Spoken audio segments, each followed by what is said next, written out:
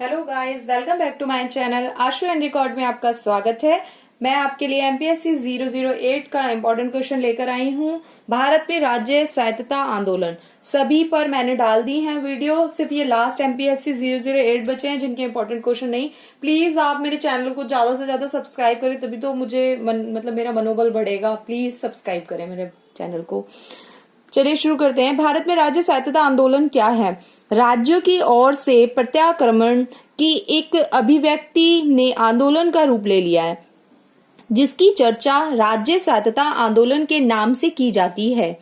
तो सबसे पहले हमें मेनली क्या समझना है, राज्य स्वायत्तता होता क्या है, क्या आंदोलन है, किस चीज पर है। तो उसके बारे में पहले थोड़ा सा हम जानेंगे कि ये एक ऐसी अभिव्यक्ति है, अभिव्यक्त करने का ऐसा एक आंदोलन का रूप ले लिया है, राज्यों की ओर से है। ऐसी अभिव्यक्ति है राज्यों की ओर की तरफ से कि जो चर्चा राज्य स्वायत्तता आंदोलन के नाम से की जाती है, इसलिए इसे राज्य स्वायत्तता आंदोलन कहा जाता है। ऐसा इसलिए कि केंद्र और राज्यों के मध्य शक्ति विभाजन इस प्रकार किया गया है कि शक्ति संतुलन राज्यों के विरुद्ध जाता है। उदाहरण, निरंतर बढ़ती आयों पर कर जैसे उत्पादन शुल्क और सीमा शुल्क या आयकर लगान संबंधी सभी अधिकार केंद्र के पास हैं, जबकि आय के ऐसे स्रोत जो आलोचदार हैं, बिक्री कर को छोड़कर राज्यों के पास हैं। इस प्रकार राज्य संसाधन विहीन हो जाते हैं और वे कोई भी काम हाथ में लेना चाहे तो उन्हें केंद्र की ओर देखना पड़ता है। तो आप समझ चुके होंगे कि इसमें क्या है, राज्य का शोषण टाइप्स। वो सोचते हैं कि हमारा शोषण सा हो रहा है, हमारा खुद की स्वयं कोई ऐसी इच्छा नहीं है, या हम खुद फैसले नहीं ले सकते, हम पर सिर्फ कार्य थोपे जाते हैं और हमें केंद्र की ओर देखना पड़ता है अगर कोई फैसला लेना हो। तो ये राज्य स्वायत्तता का अर्थ है स्वयं की सत्ता होने से है। तो सेम नाम से ही पता चल रहा है, राज्य स्वायत्तता मतलब स्वयं की सत्ता, जिसके अंतर्गत राज्यों के आंतरिक मामलों में केंद्र सरकार का हस्तक्षेप ना हो और संविधान द्वारा प्रदत्त विषयों पर राज्यों को अपनी सत्ता के प्रयोग करने का पूर्ण अधिकार हो।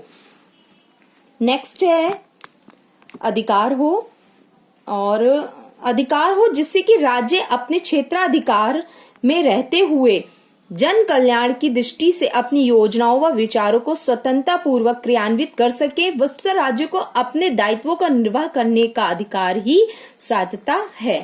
तो थोड़ा सा हम पहले राज्य स्वायत्तता के बारे में जैसे थोड़ा सा इधर एक्सप्लेन कराया, उसके बाद अब हम जानेंगे कि राज्य स्वायत्तता के पक्ष में तर्क क्या क्या हैं, कि राज्य स्वायत्तता में अगर पक्ष में कुछ होगा तो उसमें क्या क्या तर्क हैं।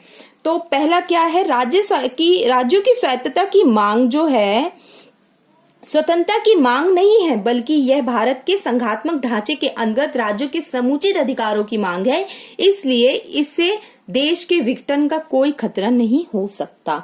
तो ये क्या कह रहे हैं इसमें फर्स्ट पॉइंट में, कि जो राज्य स्वायत्तता है वो मांग जो है वो अधिकारों की मांग है और इससे कोई देश को खतरा नहीं हो सकता विघटन का। सेकंड है, राज्यों के कार्यों में दिन प्रतिदिन वृद्धि होती जा रही है। आर्थिक नियोजन और ग्रामीण विकास संबंधी इनके बढ़ते हुए कार्यों की दृष्टि से इन्हें वित्तीय मामलों में केंद्र पर आश्रित नहीं होना चाहिए। तो राज्य जो है, जैसे यूपी है, बहुत बड़ा स्टेट है, तो इनके जो प्रतिदिन हर टाइम उनकी जो वृद्धि होती जा रही है प्रतिदिन कार्यों में, और ग्रामीण भी इनसे जुड़े रहते हैं संबंधी इनके बढ़ते हुए कार्यों की दृष्टि से इन्हें वित्तीय मामलों में केंद्र पर आश्रित नहीं होना चाहिए, कि ये खुद भी राज्य अपने फैसले खुद ले सके। इस तरीके से कानून बनाना चाहिए। राज्यों की स्वायत्तता हो जाने पर केंद्र को राज्य के साथ सौतला व्यवहार करने का अवसर ही नहीं मिल पाएगा। तो ये तो थर्ड पॉइंट आराम से समझ गए होंगे आप। फोर्थ पॉइंट है कि राज्यों की स्वायत्तता भारत में सच्ची व वास्तविक संघात्मक व्यवस्था कायम करने में कारगर सिद्ध होगी। तो क्या होगा कि अगर राज्यों को स्वायत्तता मिल जाएगी तो संघात्मक व्यवस्था कायम करने में सिद्ध करोगी। और फिफ्थ पॉइंट है, राज्यों की स्वायत्त शासी बन जाने के बाद इनके अंदर उत्तरदायित्व की भावना पैदा हो जाएगी। ऐसा हो जाने पर ये अपनी आय के स्रोतों का पता लगाएंगे और केंद्र पर निर्भर रहना छोड़ देंगे। तो क्या बोल रहा है फिफ्थ पॉइंट में, कि ये जब अपने आप स्वयं हो जाएंगे तो ये अपने चीजों के उत्तरदायी होंगे और उनके अंदर भावना भी पैदा हो जाएगी। ऐसा हो जाने पर इनकी आय के स्रोतों का पता लगाएंगे कि केंद्र पर निर्भर रहे जो नहीं रहना छोड़ देंगे ये, और राज्यों की एक मनोबल पता चलेगी कि हाँ कौन सा राज्य कितना अच्छा कार्य अपने सेल्फ डिफेंस पे कर सकता है। तो ये तो पक्ष में तर्क थे। अब विपक्ष भी तर्क हम देख लेते हैं क्या है इसके अंदर। तो राज्य स्वायत्तता में विपक्ष तर्क हैं। पहला है, इस मांग को स्वीकार करने से देश के विघटन की ओर उन्मुख हो जाएगा। राज्यों को स्वायत्तता प्रदान करने से देश की अखंडता एवं सुरक्षा खतरे में पड़ सकती है। तो ये विपक्ष में कि भाई अगर हम राज्यों को उनकी मांगों को स्वीकार कर लें तो एक तो पहले में उन्होंने बोला कि नहीं होगा विघटन, इसमें बोल रहे हैं कि विघटन हो जाएगा और अखंडता व सुरक्षा नहीं है कर पाएंगे। इससे राज्यों में तानाशाही आ जाएगी, सरकारों की स्थापना हो जाएगी, अर्थात अपने अपने राज्यों के अंदर मुख्यमंत्री निरंकुश हो जाएंगे और वे मनमाने ढंग से कार्य करेंगे कि जो राज्य जैसे योगी है या राजस्थान के ये अपनी मर्जी चलाएंगे और अपने तरीके से काम करेंगे। ठीक है, यदि राज्य की स्वायत्तता को स्वीकार कर लिया जाता है तो कल ये पूर्ण स्वतंत्रता और संप्रभुता की मांग प्रस्तुत कर देंगे कि अगर हम इनको राज्य को स्वयं काम करने के लिए एकदम बिल्कुल फ्रीडम दे दें तो ये फिर क्या मांगेंगे, ये एक संप्रभुता मांगेगा, अपना स्वतंत्र राज्य मांगने वो करेंगे। यह मांग उन नेताओं के द्वारा की गई है जो राज्य अपनी निरपेक्ष सत्ता कायम करना चाहते हैं। तो ये सब मांगे, राज्य की स्वायत्तता मांग किस राज्य द्वारा की गई है जो अपनी मतलब एक निरपेक्ष सत्ता कायम करना चाहते हैं। सिंपल सा मैं आपको छोटा सा बताती हूँ इसमें क्या है कि अब जैसे राज्य है, योगी जी हैं, वो मोदी से रिलेटेड है, तो केंद्र और राज्य दोनों यूपी एंड ये चलेगा। अब जहां कांग्रेस की स्थापना होगी जैसे पंजाब या कहीं और भी, तो वो लोग राज्य स्वायत्तता की मांग कर रहे हैं क्योंकि उनकी जो पार्टी है वो स्टेट लेवल पे नहीं है, इस वजह से। आई होप आप समझ गए होंगे कि मैं क्या समझाना चाह रही हूँ। फिर पॉइंट है, राजमन्नार समिति 1970 के सुझाव भारतीय संविधान की आत्मा को ही बदल डालेंगे।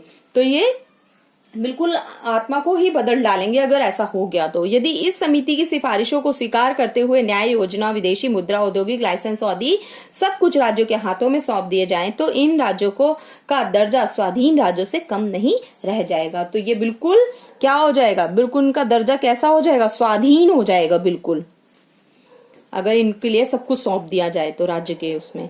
नेक्स्ट है 7 पॉइंट है, यदि जम्मू कश्मीर की स्वायत्तता को सुनिश्चित करने वाले संविधान के अनुच्छेद 370 को सभी राज्यों पर लागू कर दिया जाता, जहां अनुच्छेद 370 के रहते हुए भारतीय संसद का कोई भी कानून मान्य नहीं था, जबकि भारत के अपने पड़ोसी राज्यों विशेषकर पाकिस्तान और चीन से संबंध मधुर नहीं है। भारत में राज्यों की स्वायत्तता विशेषकर सीमांत राज्यों की स्वायत्तता का लाभ ये राज्य उठा सकते हैं और देश के टुकड़े टुकड़े करा सकते हैं। तो जैसे कि अगर 8 पॉइंट में क्या क्लियर किया गया कि तो जैसे कि नेपाल तो चलो हमारे अंडर में है, वो तो अलग ही है, जैसे कि आसपास के राजस्थान है और जो भी है गुजरात वगैरह जो ये इधर साइड में है और जो हमारे खिलाफ है देश, उनको उनके उससे भड़का कर उसे करके फिर ये टुकड़े हो जाएंगे हमारे भारत के बहुत सारे राज्यों के इस तरीके से।